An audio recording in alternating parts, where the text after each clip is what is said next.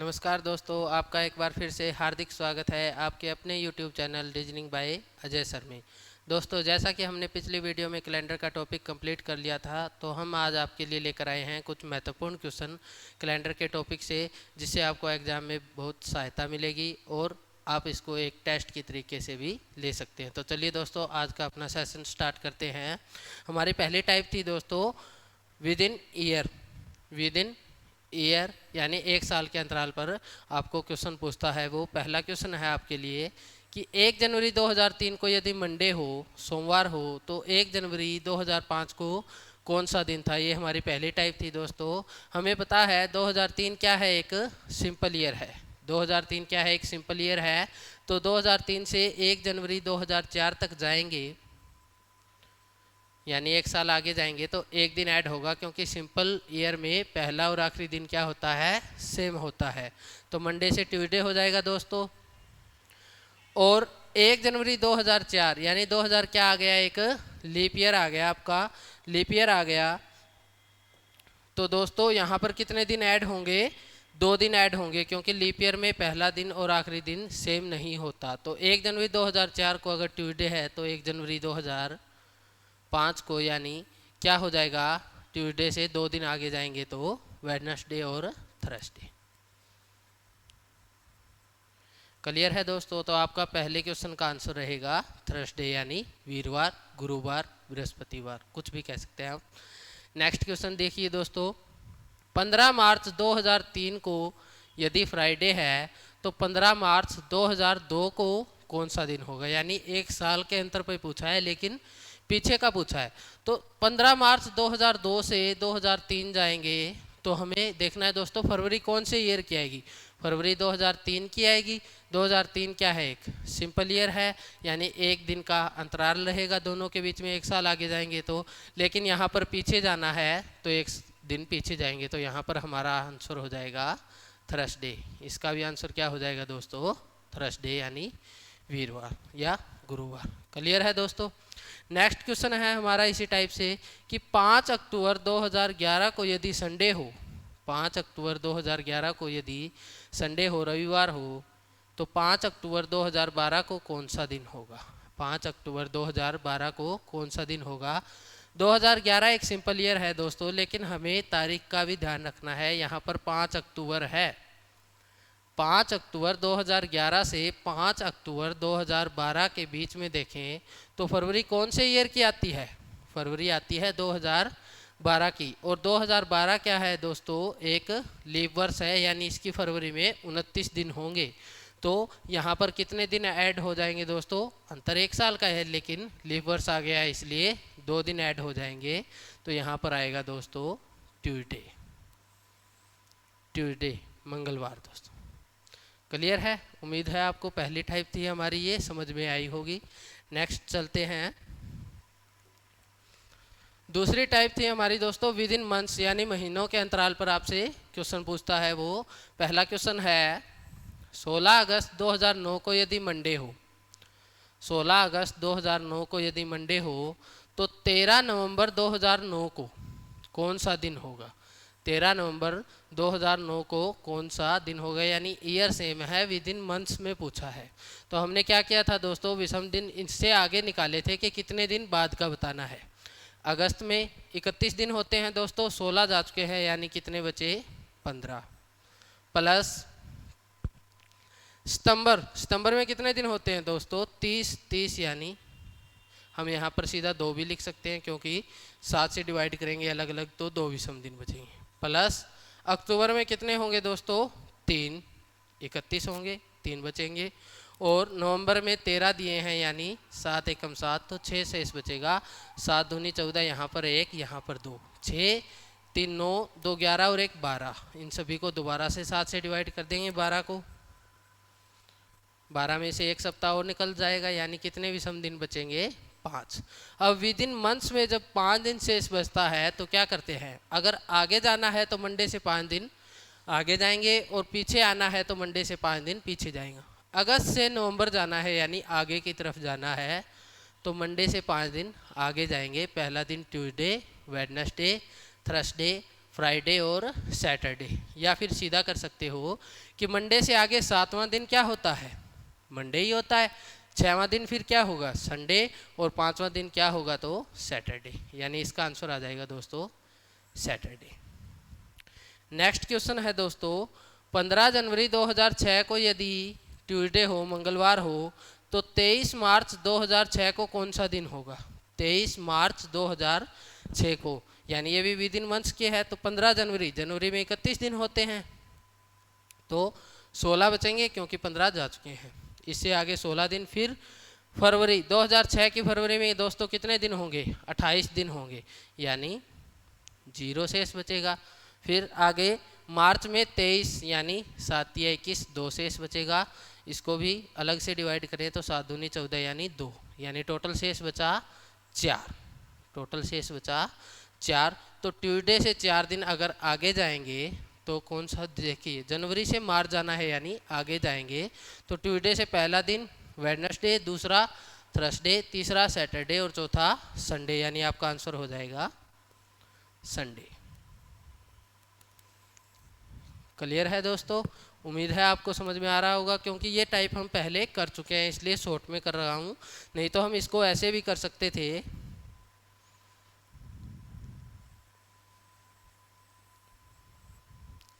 कि 15-16 दिन जनवरी के और बचे हैं, प्लस फरवरी के कितने हैं 28, प्लस मार्च के कितने हैं 23। अलग अलग से डिवाइड करते तो भी 16 और 28 44 और 23 64 और 3 67, यानी 67/7। तो यहाँ पर भी क्या आता, 7 नीम 63, शेष बचता 4।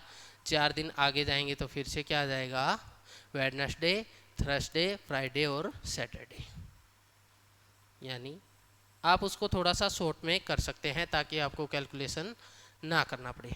नेक्स्ट क्वेश्चन है दोस्तों, 15 जुलाई 1977 को यदि थर्सडे हो, वीरवार हो, तो 7 मई 1977 को, तो मैंने बताया था दोस्तों आपको यहाँ पर जुलाई से मई यानी पीछे की तरफ आना है, तो हम क्वेश्चन को सीधे तरीके से ही करेंगे कि 7 मई से जुलाई ही जाएंगे, लेकिन लास्ट में जो हमारा शेष बचेगा उसमें हम पीछे की तरफ जाएंगे, क्योंकि चाहे आप 7 मई से 15 जुलाई तक जाएं या 15 जुलाई से 7 मई तक आएँ, बीच में दिनों की संख्या है वो क्या रहेगी, हमेशा समान रहती है। क्लियर है दोस्तों, तो हम 7 मई से 15 जुलाई तक ही जाएंगे।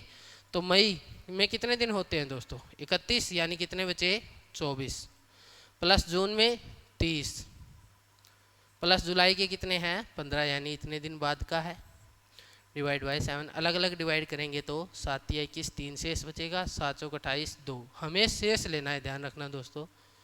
7 दूनी 14, यानी 1, 3 2 5 और 1 6, 6 शेष बच गया 7 से डिवाइड करने के बाद। अब हमें क्या करना है, जुलाई से मई आना है। अब हमारा क्या काम क्या है कि 6 शेष बच गया, तो थर्सडे से 6 दिन पीछे आना है। अब थर्सडे से पीछे 6वां दिन क्या है, थर्सडे से पीछे 7वां दिन फिर से थर्सडे होगा, तो 6वां दिन क्या होगा आपका फ्राइडे हो जाएगा, यानी इसका आंसर क्या आ जाएगा आपका फ्राइडे आ जाएगा। क्लियर है दोस्तों। नेक्स्ट टाइप है नेक्स्ट क्वेश्चन है आपका 11 अक्टूबर 2008 को क्या है, ट्यूसडे है, तो 7 जुलाई 2008 को क्या होगा, 7 जुलाई 2008 को क्या होगा, तो वही पीछे आना है, लेकिन हम 7 जुलाई से 11 अक्टूबर ही जाएंगे। तो देखिए जुलाई में कितने दिन होते हैं दोस्तों 31, कितने बचे 24, प्लस अगस्त में भी 31, तो कितने बचे 3, सितंबर में 30 यानी 2, अक्टूबर में 31 यानी अक्टूबर के 11 ही तारीख है, तो 11 को 7 से डिवाइड करेंगे तो 4, 24 को 7 से अलग से डिवाइड करेंगे तो 3, 3 3 6 2 8 और 4 12, 12 को फिर से 7 से डिवाइड करेंगे तो 5, 5 दिन हमारा शेष बचा है। 5 शेष बचा है, ट्यूसडे से पीछे आएंगे क्योंकि अक्टूबर से जुलाई आ रहे हैं, तो ट्यूसडे से 7 दिन पीछे जाएंगे तो फिर से ट्यूसडे, 6 दिन पीछे वेडनेसडे और 5 दिन पीछे थर्सडे। क्लियर है दोस्तों, आप स्क्रीनशॉट ले सकते हैं। ये 4 क्वेश्चन थे हमारे विद इन मंथ्स की टाइप की।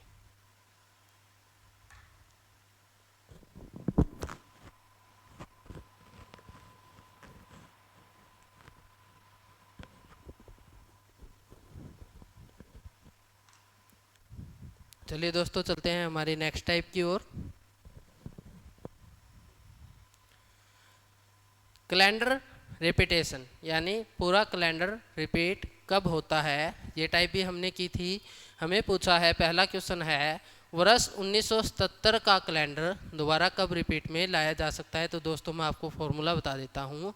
हमें क्या करना था कि ईयर को डिवाइड देना था 4 से। अगर शेष बचा 1 तो हमें क्या करना है, 6 जोड़ देना है। शेष 2 बचता है तो 11 जोड़ देना है, 2 या 3, क्योंकि 3 बचता है तो भी 11। और अगर शेष 4 बच जाता है तो हमें जोड़ना है 28। ये हमारी ट्रिक थी दोस्तों, बिना किसी फॉर्मूले के। तो 1977 किसी ईयर को 4 से भाग देना है, यानी पीछे वाले 2 अंकों को 4 से भाग देंगे। 4 एकम 4, 3 37, 4 नीम 36, 19 चौक 76, यानी शेष कितना बचा दोस्तों, 1। हमें शेष से मतलब है। अगर शेष 1 बचा है तो कितना जोड़ेंगे, 6, यानी 1977 में 6 जोड़ेंगे तो हमारा आंसर क्या हो जाएगा, 1983। यानी 1977 का कैलेंडर दोबारा कब से प्रयोग में लाया जा सकता है, तो 1983 में लाया जा सकता है। क्लियर है दोस्तों। 1984 का कैलेंडर पूछा है दोस्तों। 1984 को अगर 4 से डिवाइड करें तो 21 चौके 84, यानी पूरा पूरा भाग हो गया। शेष कितना बचा, 0, तो हमें कितना जोड़ना है, 28 जोड़ना है 1984 में। तो ये हो जाएगा दोस्तों आपका 16 और 12, यानी 2012 में आपका कैलेंडर रिपीट होगा 1984 का। क्लियर है दोस्तों। नेक्स्ट है 2005 का कैलेंडर। 2005 को 4 से डिवाइड करेंगे, 4 एकम 4, शेष बचेगा 1, यानी 6 जोड़ना है तो 2011 में। नेक्स्ट 1951 को डिवाइड करेंगे 4 से तो 12 चौक 48, यानी शेष बचेगा 3 शेष बचे तो 11 जोड़ना होता है, यानी 1962 में। क्लियर है दोस्तों। नेक्स्ट आपका क्वेश्चन है 1990, यानी 1990 का कैलेंडर दोबारा कब रिपीट होगा। 90 को जब 4 से डिवाइड करेंगे तो 22 चौक 88, 2 शेष बचेगा। 2 शेष का मतलब कितना जोड़ना है, 11। तो 1990 में जब 11 जोड़ेंगे तो 2001 में होगा आपका कैलेंडर रिपीट। क्लियर है दोस्तों। और नेक्स्ट और लास्ट क्वेश्चन है इस टाइप का, 2011 का कैलेंडर कब प्रयोग में लाया जा सकता है। तो 2011 को जब 4 से डिवाइड करेंगे तो 3 शेष बचेगा। 3 शेष बचेगा, इसका मतलब 11 जोड़ना है। 11 जोड़ेंगे तो 2022 में। ये आपकी टाइप थी दोस्तों, रिपीटेशन ऑफ कैलेंडर। क्लियर है दोस्तों। स्क्रीनशॉट ले सकते हो आप।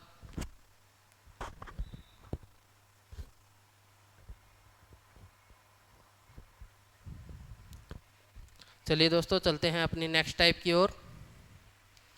नेक्स्ट टाइप है हमारी लीप ईयर। हमें लीप ईयर बताने हैं इन 400 ईयर, यानी 400 सालों में कितने लीप ईयर आएंगे। तो हमने किया था दोस्तों कि 100 सालों में कितने लीप ईयर आते हैं।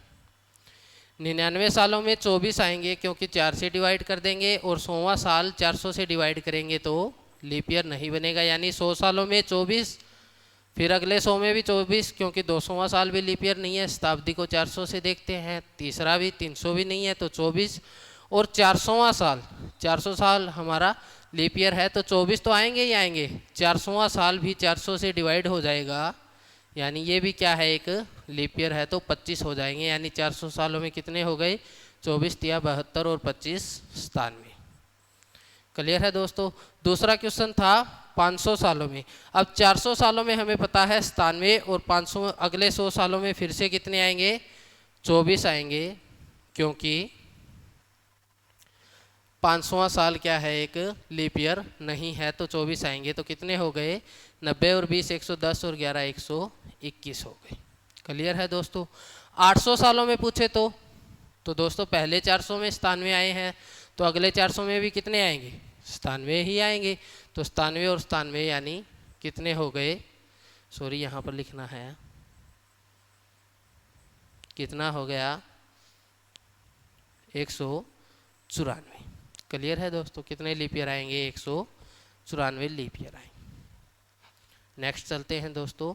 आपकी नेक्स्ट टाइप है ओड डेज। आपसे पूछा गया है विषम दिन कि 100 सालों के बाद कितने विषम दिन बचेंगे, 1500 सालों के बाद कितने विषम दिन बचेंगे और 2000 सालों के बाद कितने विषम दिन बचेंगे।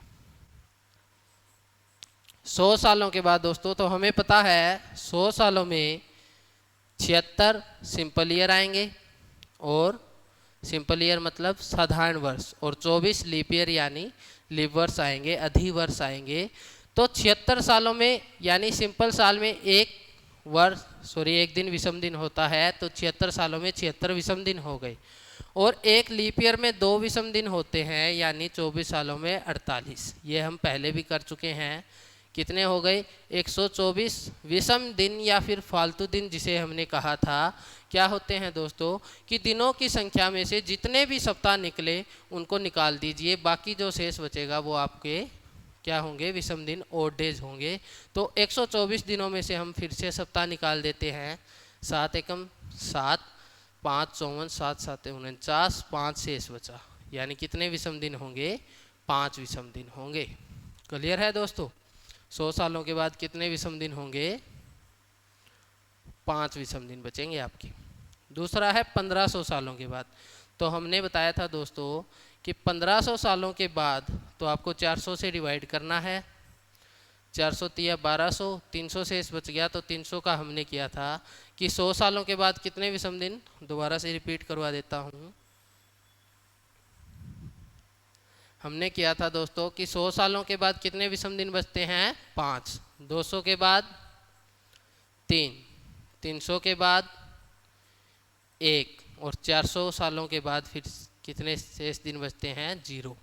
क्लियर है दोस्तों। इसीलिए 400 से डिवाइड दिया है। 400 तिया 1200, 1200 तक यानी फिर से 0 दिन बचेंगे। आगे 300 सालों में कितने विषम दिन बचेंगे, तो 300 सालों के बाद 1 विषम दिन बचता है, यानी 1500 सालों के बाद भी कितने विषम दिन बचेंगे, 1 दिन विषम होगा, यानी 1 विषम दिन आपका बचेगा।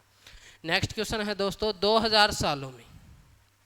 2000 सालों में कितने विषम दिन बचेंगे, तो हमें क्या करना है, 400 से डिवाइड करना है, क्योंकि 400 सालों के बाद कोई भी विषम दिन नहीं बचता, तो ये पूरा भाग हो जाएगा। 400 5 2000, यानी कितने विषम दिन बचेंगे, 0 विषम दिन बचेंगे। क्लियर है दोस्तों। नेक्स्ट टाइप है आपकी, सीधा आपको कोई तारीख देगा और आपसे पूछेगा कि इस दिन कौन सा दिन था। तो हमने विषम दिनों की सहायता से इस टाइप को किया था ताकि हमें कोई भी कोड याद ना करना पड़े। तो जब हमें 30 जनवरी 1948 का दिया है तो हमने किया था दोस्तों 1947 सालों में देखेंगे। पहले 1900 शताब्दी, 1900 कंप्लीट हो चुकी है। 1900 शताब्दी यानी 400 से डिवाइड करेंगे, वही थोड़ी देर पहले किया है। 400 चौके 1600, 1600 के बाद 0 विषम दिन बचेंगे। 300 ऊपर है यानी 300 सालों के बाद 1 विषम दिन बचेगा, प्लस 47 साल आगे है, यानी 47 सालों में 47 के 47 सिंपल ईयर तो होंगे ही होंगे। इसमें से कितने लीप ईयर होंगे, 11 लीप ईयर आ जाएंगे। 11 लीप ईयर, क्योंकि हम 1947 तक का देख रहे हैं। 12वां लीप ईयर 1948 होगा। प्लस अब बात करते हैं 1948 की, कि 1948 की कहाँ तक का देखना है, 30 जनवरी तक का। तो 30 दिन ये हो गए, तो टोटल कितने हो गए, अलग अलग भी डिवाइड कर सकते हैं, टोटल भी 47 और 1 48 और 11 59 और 30 89 बटा 7, और अलग अलग करते ये क्या शेष बचेगा दोस्तों, 7 एकम 7, 1 19, 7 दूनी 14, यानी 5 शेष बचेगा। ठीक है दोस्तों। अब यहाँ पर देखें तो 7 6 42 यानी 5 शेष बचेगा। 7 एकम 7, 4 शेष बचेगा, और 7 चौक 28 यानी 2, 5 4 9 2 11 और 1 12, 12 बटा 7 करते तो भी 7 एकम 7, 5 शेष, यानी अलग अलग भी डिवाइड कर सकते हैं, इकट्ठा भी। 5 शेष बचा, 5 का मतलब होता है दोस्तों फ्राइडे। 5 विषम दिन का मतलब क्या था दोस्तों, फ्राइडे। अगर यही टाइप आपकी विद इन मंथ में होती तो जो दिन आपको दिया होता उसमें 5 दिन आपको ऐड करने होते। वहाँ पर आपको सीधा ये नहीं बोलना कि 5 का मतलब फ्राइडे। क्लियर है दोस्तों। नेक्स्ट क्वेश्चन है 3 मार्च 2004। अब हमें 2000 तक देखने हैं क्योंकि 400 सालों के बाद कोई विषम दिन नहीं बचता, तो 405 2000 यानी 2000 वर्षों के बाद भी कोई विषम दिन नहीं बचेगा। प्लस 2003 तक का देखेंगे, क्योंकि 2004 तो अभी स्टार्ट हुआ है। 2003 पहले 3 सालों में 3 विषम दिन होंगे, कोई लीप ईयर नहीं आएगा। 2004 के 3 मार्च तक यानी जनवरी में 3 विषम दिन, प्लस फरवरी में 2004 की फरवरी में 29 दिन होंगे, तो 1 दिन विषम बचेगा। और 3 मार्च यानी 3 तक, 3 3 9 और 1 10/7 यानी 3 आपका शेष बच गया। 3 शेष बच गया, इसका मतलब क्या है दोस्तों, आपका आंसर क्या रहेगा, 1 का मंडे, 2 का ट्यूसडे, 3 का वेडनेसडे। तो आपका इसका आंसर आ जाएगा वेडनेसडे। नेक्स्ट टाइप है नेक्स्ट क्वेश्चन है दोस्तों 23 फरवरी 2007। 2006 तक का देखेंगे विषम दिन कितने हैं। 2000 में वही 0 विषम दिन, 6 सालों में 6 सिंपल ईयर तो हैं ही हैं, 1 लीप ईयर आ गया। क्लियर है दोस्तों, क्योंकि 6 को अगर अलग से देखें तो 5 सिंपल ईयर हैं और 1 लीप ईयर में 2 विषम दिन, यानी टोटल 7 हो जाएंगे। मैंने क्या किया कि 6 के 6 सालों में 365 तो हैं ही हैं, यानी 1 विषम दिन तो है ही है, 6 तो है ही हैं, 1 2004 साल लीप ईयर आ जाएगा तो 1 विषम दिन और हो गया, यानी यहाँ पर भी 7, यहाँ पर भी 7। आगे चलते हैं, 2006 सालों तक हो गया हमारा कि 23 फरवरी का बताना है। तो इस साल की 2007 की जनवरी में कितने दिन होते हैं, 31, हमेशा 31 ही होते हैं, तो 3 विषम दिन वो बचेंगे। और फरवरी में 23 यानी 7 या 21, तो 2 शेष, 6 और 1 7, 3 10 2 12, वही 12/7 यानी 7 एकम 7 5, 5 का मतलब फ्राइडे। क्लियर है दोस्तों। नेक्स्ट क्वेश्चन है आपका 21 सितंबर 1997, यानी आपको 1996 तक देखना है। थोड़ा सा लेंथी पड़ेगा ये इस तरीके से, लेकिन फॉर्मूले से बहुत अच्छा है ताकि आपको कोड याद ना करना पड़े। देखिए दोस्तों 1996 तक यानी 1900 सालों में कितने लीप ईयर आएंगे, तो 300 यानी 1 विषम दिन बचेगा। क्लियर है दोस्तों। 400 से 1900 को डिवाइड करेंगे, 300 साल बचे, 400 चौका 1600, 300, 300 का मतलब 1 विषम दिन। इसके आगे 96 साल है, तो 96 सालों में 96 विषम दिन तो आएंगे ही आएंगे। अब जिनमें लीप ईयर हैं उनमें 1 दिन और विषम दिन, तो कितने लीप ईयर आएंगे, यानी 24 लीप ईयर आ गए, 24 चौक 96, तो 24 दिन विषम दिन और आ गए। प्लस आपके जनवरी से लेकर सितंबर तक, तो कोई मुश्किल नहीं है दोस्तों, जनवरी में 3 होते हैं। फरवरी में 1997 के फरवरी में कोई विषम दिन नहीं होगा, क्योंकि 1997 एक सिंपल ईयर है और 28 दिन होंगे, तो विषम दिन नहीं बचेंगे। प्लस मार्च में 3, अप्रैल में 2, मई में 3, जून में 2, जुलाई में 3, अगस्त में 3 और सितंबर में 7 या 21 यानी 0। तो इन सभी का आपको क्या करना है, जोड़ करना है। इसको अलग अलग से डिवाइड कर सकते हैं, 13 7 91, 5 7 21 3, 1 5 6 3 9 3 12 3 15 2 17 3 20 2 22 3 25 3 28। 28 को 7 से डिवाइड करेंगे तो 7 चौक 28, 0 शेष बचेगा। 0 का मतलब क्या होता है दोस्तों, संडे। तो ये आपके बिना फॉर्मूले के ये टाइप थी आपकी, जिसमें आप किसी भी तारीख को बता सकते हैं कि कौन सा दिन होगा। नेक्स्ट टाइप की ओर चलते हैं दोस्तों। नेक्स्ट टाइप है आपकी कि किसी भी शताब्दी के प्रथम और अंतिम दिन कौन से होंगे। ये हम टॉपिक में भी डिस्कस करते हैं, आज भी करेंगे। देखिए दोस्तों, हमें पता है 100 सालों के बाद कितने विषम दिन बचते हैं, 5, यानी 5 का मतलब क्या है, फ्राइडे। तो एक तो फ्राइडे हो गया। 200 सालों के बाद 3 दिन बचते हैं, तो 3 दिन का मतलब क्या होता है, वेडनेसडे। 300 सालों के बाद 1 विषम दिन बचता है, यानी 1 का मतलब मंडे। और 400 सालों के बाद 0 विषम दिन बचते हैं, यानी संडे। तो ये हैं आपके इतने दिन शताब्दी के लास्ट में बचते हैं, मतलब शताब्दी के अंतिम दिन कौन कौन से हो सकते हैं, फ्राइडे, वेडनेसडे, मंडे और संडे। क्लियर है दोस्तों। अब अगर ये किसी भी शताब्दी के अंतिम दिन होंगे तो किसी भी शताब्दी का पहला दिन कौन सा होगा दोस्तों। अगर ये अंतिम है तो पहला हो जाएगा सैटरडे, वेडनेसडे अंतिम है तो थर्सडे पहला हो जाएगा, मंडे अंतिम है तो ट्यूसडे पहला हो जाएगा, और संडे अंतिम है तो मंडे किसी भी शताब्दी का पहला दिन हो जाएगा।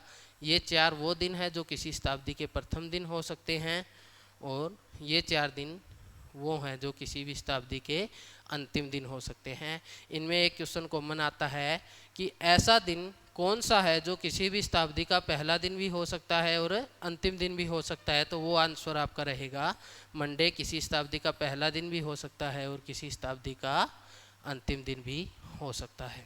तो आज की वीडियो में इतना ही। उम्मीद है आपको वीडियो पसंद आया होगा। अगर आपको वीडियो अच्छा लगा हो तो इसे लाइक, शेयर और सब्सक्राइब कीजिए। धन्यवाद।